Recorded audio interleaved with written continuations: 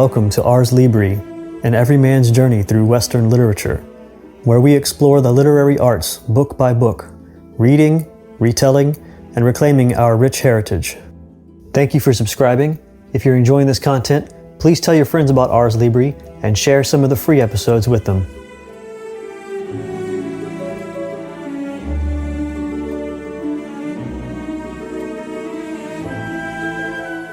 We already did one episode on Tolkien's speech on fairy stories, his essay on fairy stories, which is longer than the speech.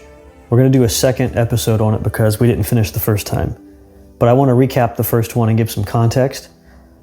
So, On Fairy Stories by Tolkien, it's considered by Tolkien scholars and literary people to be a defining study, a center point in his thought on fairy stories. I didn't know this. I thought, oh, this is really great. But others are saying, no, this is seminal to understanding Tolkien. And I didn't know that. So I want to give some context here. Basically, not only is it a definitive essay on fairy stories in itself, but it actually analyzes Tolkien's own artwork, his narratives, his writings.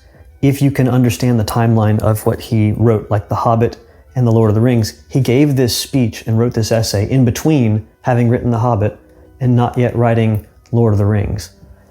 And you can see some changes that he made in Lord of the Rings. His main point in the essay is not to make one coherent argument. So if you're kind of scattered in the first essay, if you're kind of scattered in the first discussion and in the second one too, or if you're reading it and you're thinking, where is he going? He's all over the place. He's trying to make one large, overarching argument that fairy stories comprise a legitimate literary genre, and they can be enjoyed by all readers. They're not just for children. They're not gross. They're not fake. They're not dumb. And you can enjoy them if you're an adult too.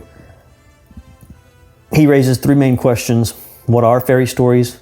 What are their origins? And what is the use of them? One of the main points that he made about fairy stories, what are they, is that they're not stories about fairies. They're stories about men in the realm of fairy, which is the realm or state where fairies have their being. Humans have the ability to imagine worlds out of words. This is something Tolkien says, where do they come from? Where did fairy stories come from? And he said, trying to trace that is like asking where the mind came from or where language came from, because they originated out of these things. The way Tolkien put it, let me see if I can get this right. The way Tolkien put it was, humans have the ability to create language. And with language, we create stories. And with stories, we create worlds. That's where fairy stories come from. They come out of us. That's just what they do. As soon as language exists, which is right away, we begin to make stories. And as soon as stories exist, we create worlds in which those stories are coherent. And a good fairy story, therefore, is one that is logically, internally consistent with itself. And so when children ask, is a fairy story true? You should say, it's true if it's consistent with the world that it's in. Within its own world, there are no moments like in Shrek where the character turns to the knowing adult audience and winks and says, we don't really believe any of this stuff. But the kids do. We'll let them hold on to it. If it doesn't do that, if it's consistent and serious, then it's a good fairy story and it's true in that world. That's what Tolkien says. He introduced the term subcreator, subcreation, cauldron of story, and soup to describe what he's talking about. Pretty interesting terms. He said, what really happens is that the story maker proves a successful subcreator. He makes a secondary world which your mind can enter. That's what someone writing a fairy story is doing. And I think after Tolkien, a lot of people started writing stories like Tolkien. They tried to make stories with this big, huge world. The bigger the world, the better. That's what fantasy essentially is. I'm creating this massive world that I made up through my own study of things, and you enter into it. That's why there's so much depth to Tolkien's writing, as opposed to basically everybody else's writings who are writing fiction that's not historical fiction. Like the Swiss Family Robinson, for instance, is fiction, but it's in our world. Whereas other people write fiction in some other world. Like fantasy. Yes, that's exactly what he's talking about, yeah. Well, he would say, though, fantasy that we know today is not what he called. We're going to get into fantasy in a minute. That's the rest of his essay that we're going to cover today is fantasy, children, and the eucatastrophe. So we're going to find out what Tolkien would have thought about Twilight. Right. Okay. What he thought about Twilight. what would Tolkien think about Twilight? Vampire, werewolves. So I mentioned a second ago how Tolkien wrote this On Fairy Stories essay after The Hobbit, but before Lord of the Rings. I want to read his letters here. This is letter 216. He says, I've been thinking about fairy stories and their relation to children. Some of the results I put into a lecture at St. Andrews and eventually enlarged and published in an essay. That's the essay that we're talking about. He said in another letter, I'm not interested in the child as such and have no intention of meeting him or her halfway or a quarter of the way.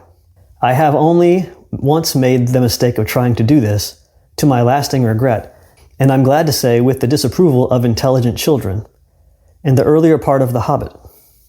So he admits that in The Hobbit, he was trying, at least in the early part, he was trying to reach down to children, come down to them with a fairy story. Because that's what he thought, at least back then, that's what you have to do with fairy stories. That's what fairy stories are. They're these things that you bring down to children's level. He said that was a mistake. But I had not then given serious thought to the matter. He says, I had not freed myself from the contemporary delusions about fairy stories, quote, and children. I had to think about it, however, before I gave an Andrew Lang lecture at St. Andrews on fairy stories. And I must say, I think the result was entirely beneficial to The Lord of the Rings, which was a practical demonstration of the views that I expressed. So he himself admits that he improved upon his ability to tell fairy tales in The Lord of the Rings from The Hobbit. So in The Hobbit, I don't want to insult The Hobbit, okay? But other scholars have said this and pointed this out, but based on what he wrote in the letter there himself, in The Hobbit, especially at the beginning, the narrator addresses the listener, the reader, a few times. And sometimes the narrator stops and turns to the audience and says, you will now be able to go on with the rest of the story with this extra knowledge I gave you. And it's kind of silly in that sense. It kind of pops the bubble of that world a little bit, just a little bit. I think he does that when he's describing the hobbits, talking about their feet, like their hairy feet. I think there's a moment like that when he's describing them, kind of cluing us in to his little creatures. There are other elements in The Hobbit where people assume things or say things, or the conversation is kind of pretty and silly.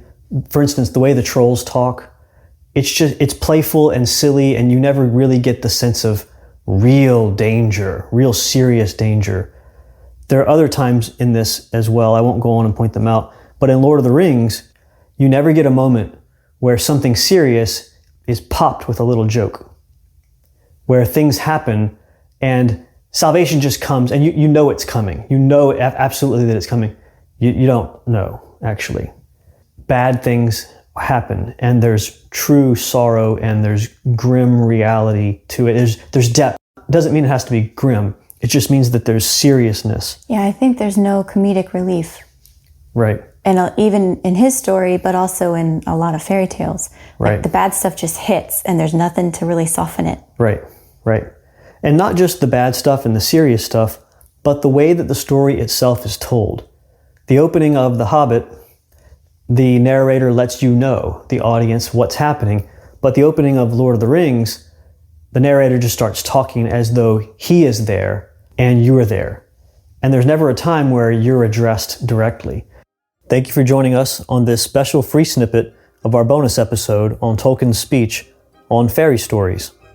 To hear the full episode, including exclusive bonus content, become a supporter of the show. By subscribing at arslibri.substack.com, You'll unlock all our extended episodes, bonus discussions, and more. Your support keeps this podcast thriving and lets us dig deeper into the world of literature. Visit arslibri.substack.com and join today. Let's keep the enchantment alive.